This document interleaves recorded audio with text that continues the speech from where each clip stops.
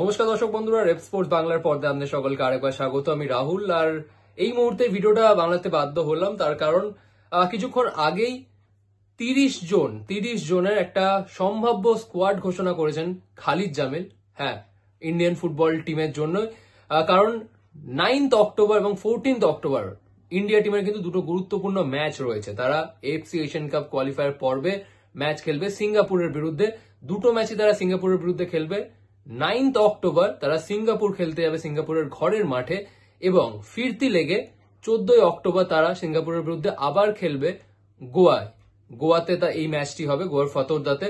আর এই দুটি ম্যাচই কিন্তু খুবই গুরুত্বপূর্ণ ইন্ডিয়ার জন্য। যদি তারা এএফসি এশিয়ান কাপ 2027 যেটা সৌদি আরবিয়াতে অনুষ্ঠিত হবে সেটার জন্য যদি ইন্ডিয়া কোয়ালিফাই করতে চায় টানা তৃতীয়বারের জন্য, তাহলে কিন্তু ইন্ডিয়ার জন্য এই দুটি ম্যাচ খুবই গুরুত্বপূর্ণ। প্রথম দুটি ম্যাচে মার্লো মার্কোয়েজের আন্ডারে ভারতীয় দল কিন্তু কিছুই সেরকম করতে পারেনি, বাংলাদেশের বিরুদ্ধে ড্র করেছে এবং হংকং এর বিরুদ্ধে তারা ম্যাচটা কিন্তু হেরে যাবে। বলতে গেলে ইন্ডিয়া কিন্তু একেবারে খাদের কিনারায় রয়েছে এই মুহূর্তে। লাস্ট 4টে ম্যাচ রয়েছে, সেই 4টে ম্যাচই কিন্তু খুব গুরুত্বপূর্ণ। কিন্তু খালিদ জামিল আশায় আমরা কিন্তু একটা নতুন ইন্ডিয়ান ফুটবল টিমকে দেখেছি কাফা নেশনস কাপে।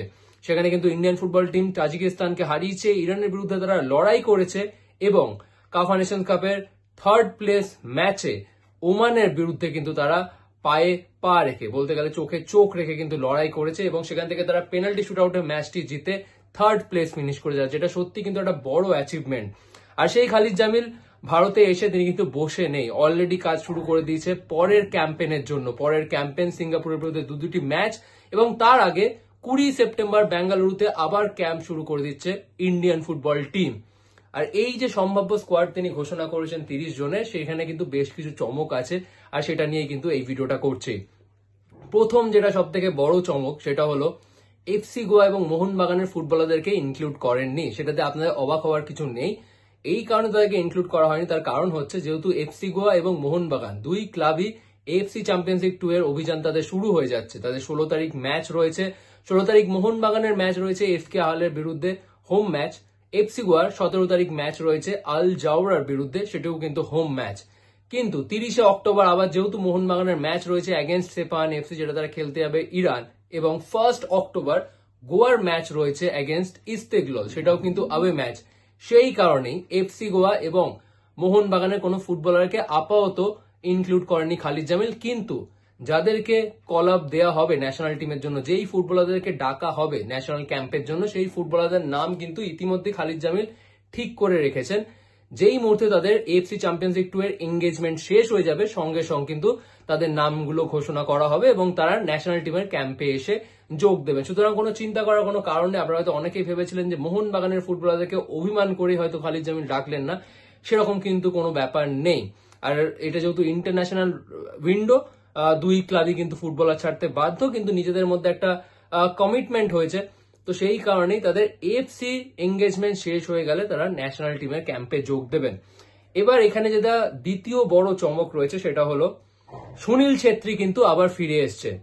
সুনীল ছেত্রী, যিনি কাফা নেশনস কাপে তিনি দলে সুযোগ পায়নি, সেটার কারণ আমরা প্রথম ভেবেছিলাম হয়তো খালিদ জামিল সুনীল ছেত্রীর বিকল্প খুঁজছেন, সেই কারণে হয়তো তিনি সুনীল ছেত্রীকে না ডেকে বাকি স্ট্রাইকারদেরকে সুযোগ দিয়ে দেখে নিতে চান যে কে সুনীল ছেত্রীর জায়গাটা ভরাট করতে পারেন, কিন্তু তা কিন্তু নয়। আসলে কাফা নেশনস কাপের সময় সুনীল ছেত্রী সেরকম ফুল ফিটনেসে ছিলেন না। তার কারণ হচ্ছে বেঙ্গালুরু এফসি যেহেতু এবারে এখনো পর্যন্ত প্রিসিজন স্টার্ট করেননি, সেই কারণে সুনীল ছেত্রীও কিন্তু ট্রেনিং এর মধ্যে ছিলেন না। তার ফিটনেস নিয়ে একটু আশঙ্কা দেখা গেছিল, সেই কারণেই কিন্তু খালিদ জামিল তাকে স্কোয়াডে রাখেননি। কিন্তু এবার যেহেতু এই কয়েকদিন তিনি নিজেদের ট্রেনিং করেছেন, ট্রেনিং সেশনের মধ্যে ছিলেন, সেই কারণে কিন্তু আবার কিন্তু সুনীল ছেত্রীকে ডাক দেওয়া হয়েছে ন্যাশনাল টিমে। সুতরাং সুনীল ছেত্রীর যে বিকল্প খোঁজার যে একটা চেষ্টা, সেটা কিন্তু আমরা দেখলাম না এই ইন্ডিয়ান টিমে। আবারও কিন্তু সেই ঘুরে ফিরে সুনীল ছেত্রীকেই ডাকা হলো। আর ক বছর যে সুনীল ছেত্রী ন্যাশনাল টিমকে সার্ভ করবেন, সেটা কিন্তু আমরা কেউই সেই প্রশ্নের কিন্তু উত্তর এখনো আমরা পাচ্ছি না। আমি একবার স্কোয়াডটা আপনাদের জন্য পড়ে নেবো। এখানে গোলকিপার বিভাগে রয়েছেন অমরিন্দর সিং, গুরমিত সিং, গুরপ্রীত সিং সান্ধু। এখানে খুব সম্ভবত ভিশাল কেতের নামটা অ্যাড হবে যখন মোহনবাগানের এএফসি ক্যাম্পেনের, যেটা হচ্ছে ম্যাচটা রয়েছে 30 অক্টোবর ইরানের সেপাহান এফসির বিরুদ্ধে, তারপর ভিশাল কেতের নামটা অবশ্যই অ্যাড হবে। ডিফেন্ডারের লিস্টে রয়েছেন আনোয়ার আলী, বিকাশ ইয়মনাম সিং। এই বিকাশ ইয়মনাম সিং ভারতের হয়ে এই অনূর্ধ্ব-23 এশিয়ান কাপ কোয়ালিফায়ারে কিন্তু খুবই ভালো পারফর্ম করেছেন। চিঙ্গেলসানা সিং, ভালপুইয়া, মোহাম্মদ উবেশ কাফা নেশনস কাপে নজর কেড়েছেন তিনি। পরমবীর সিং এর কথা বলতে গেলে কিন্তু আবার সেই কন্ট্রোভার্সিয়াল পেনাল্টির কথাটা মনে পড়ে যাচ্ছে কাতারের বিরুদ্ধে ম্যাচ। এই পরমবীর সিং কিন্তু আউটস্ট্যান্ডিং ডিফেন্ডার আর খুবই ভালো কিন্তু রক্ষণ সামলেছেন অনূর্ধ্ব-23 এশিয়ান কাপ কোয়ালিফায়ার্সে। রাহুল ভেকে, রিকি মিতেই, রোশন সিং নাওরেম।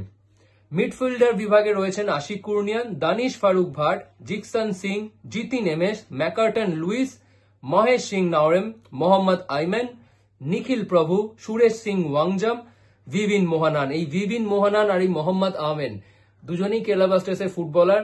এই অনূর্ধ্ব-23 এশিয়ান কাপ কোয়ালিফায়ারে ইন্ডিয়ার হয়ে কিন্তু তারা বেশ ইমপ্রেস করেছেন। মোহাম্মদ আইমেন যে দুটো গোল করেছেন লাস্টে ব্রুনাইয়ের অ্যাগেনস্টে, দুটোই কিন্তু একেবারে নজর কাড়া গোল।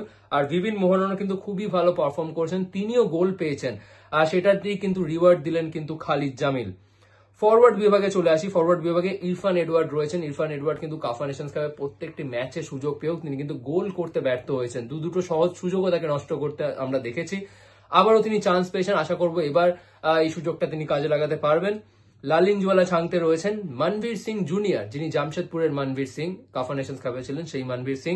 আর অবশ্যই আশা রাখছি যে মনবীর সিং যদি ফিট থাকে, মোহনবাগানের মনবীর সিংও ডাক পাবেন এই স্কোয়াডে। মোহাম্মদ সানান, এই মোহাম্মদ সানানও কিন্তু নজর কেড়েছেন অনূর্ধ্ব-23 এশিয়ান কাপ কোয়ালিফায়ার্সে। Mohammad Suhail the wonder kid, the star performer of Indian team. আমরা দেখেছেন কাতারের বিরুদ্ধে তিনি হেডারে যে গোলটা করেছিলেন। এগুলো কিন্তু খুবই এক্সাইটিং ট্যালেন্ট এই কজন যাদের নাম রয়েছে এখানে। আশা করবো তাদেরকে ধরে রাখা হবে স্কোয়াডে এবং তাদেরকে সুযোগ দেওয়া হবে, কারণ এদের মধ্যে কিন্তু সেই পোটেনশিয়ালটা রয়েছেন।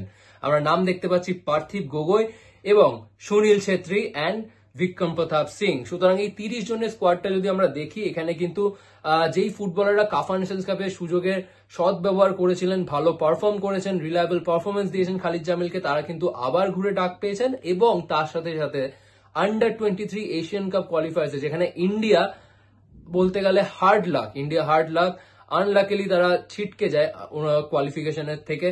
লাস্টে যদি কাতারকে বাহারাইন হারিয়ে দিতে পারতো তাহলে ইন্ডিয়া একটা চান্স ছিল, বাট আলটিমেটলি সেটা হয়নি। বাট সেই সমস্ত কিছু বাদ দিয়েও ইন্ডিয়ান টিম যেভাবে পারফর্ম করেছে, ইন্ডিয়ান আন্ডার-23 টিম এই এশিয়ান কাপ কোয়ালিফায়ারে আমাদের সকলকে কিন্তু গর্বিত করেছেন। আর সেটারই কিন্তু গিফট পেলেন তারা এবার সিনিয়র ন্যাশনাল টিমের কল আপ দিয়ে। বেশ কয়েকটা আমরা নাম দেখতে পেয়েছি, বিকাশ ইয়মনাম, পরমবীর সিং এর মতন ফুটবলাররা রয়েছেন। তার সাথে সাথে রয়েছেন কিন্তু ম্যাকার্টন লুইস, মোহাম্মদ আমেন, ভিভিন মোহানান। এরা সকলেই কিন্তু নজর কেড়েছে কাতারে এবং সেটারই কিন্তু এবার তাদেরকে রিওয়ার্ড দিলেন কিন্তু খালিদ জামিল। আর একটা কম্পিটিটিভ স্কোয়াড দেখতে পাচ্ছি আমরা এখানে।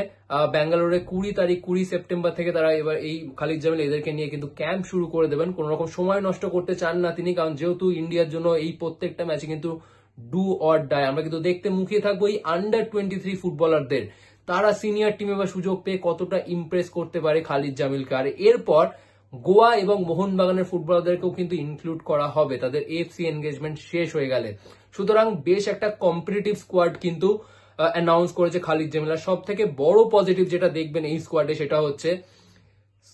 সেটা হচ্ছে ফুটবলারদের সংখ্যাটা যদি আপনারা দেখেন, অলরেডি 30 জন ফুটবলার রয়েছে। এবার এটার সাথে মোহনবাগানের আরো 7 জন ফুটবলার প্লাস গোয়ার আরো 4-5 জন ফুটবলার কিন্তু থাকবে প্রবাবল স্কোয়াডে। সেটা কিন্তু বেড়ে হচ্ছে 40 জন। আমরা আগে যখনই প্রবাবল স্কোয়াড ঘোষণা করা হতো তখন 30 জনের ঘোষণা করা হতো। সেখানে কোথাও গিয়ে যেন মনে হতো এই ট্যালেন্ট পুলটা খুবই কম ইন্ডিয়ান ফুটবলে, কিন্তু আগের স্কোয়াডের সাথে এই স্কোয়াডের একটাই তফাৎ, এই ট্যালেন্ট পুলটা কিন্তু বেড়ে হয়ে যাচ্ছে 40টা ফুটবলার।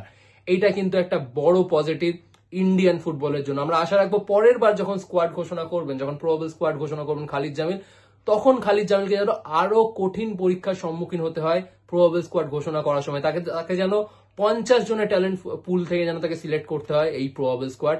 এটাই আমরা সকলেই আশা রাখবো। এই স্কোয়াড নিয়ে আপনার কি মন্তব্য একেবারে জানাতে বলবেন না কমেন্ট সেকশনে। এখানেই শেষ করছি ভিডিওটি। আবার আপনাদের সকলের সাথে দেখা হচ্ছে পরবর্তী ভিডিওতে।